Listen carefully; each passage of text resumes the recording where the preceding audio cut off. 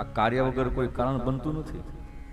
મનુસ્મૃતિ એમ કહે છે કે 1 થી 5 વર્ષ સુધી બાળક છે ને ઈશ્વરના સંપર્કમાં હોય, યાદ રાખજો. એટલે બાળકને ભગવાનનું રૂપ કીધું છે, કારણ કે નિષ્કપટ હોય. એને પછી માન પણ સ્પર્શે નહીં, એને અપમાન પણ સ્પર્શે નહીં સાહેબ. એ નાજુક બાળક હોય ને, એને તમે કદાચ પુષ્પનો હાર પહેરાવી દો ને તો એને એ ખબર નથી કે મારું સન્માન કર્યું. હા, એટલે એની સાથે એ ખેલવા લાગશે.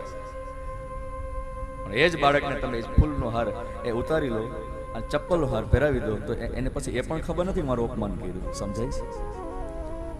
અને ઘણી વખત કથામાં કહ્યા કરું કે જે માન અને અપમાન થી જે પર હોય, જેને માન પણ સરખું લાગે અને જેને અપમાન પણ સરખું લાગે, આ જગતનો જ્ઞાનીમાં જ્ઞાની વ્યક્તિ છે સાહેબ.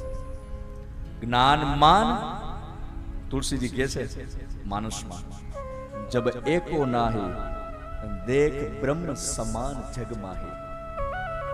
જેને માન પણ સ્પર્શતું નથી, જેને અપમાન પણ સ્પર્શતું નથી સાહેબ, આ જગતનો જ્ઞાનીમાં જ્ઞાની વ્યક્તિ છે. બાકી શાસ્ત્ર, વેદ, પુરાણ, ઉપનિષદ, સ્મૃતિ આ બધું કંઠસ્થ કરવી એને જ્ઞાની ન કહેવાય.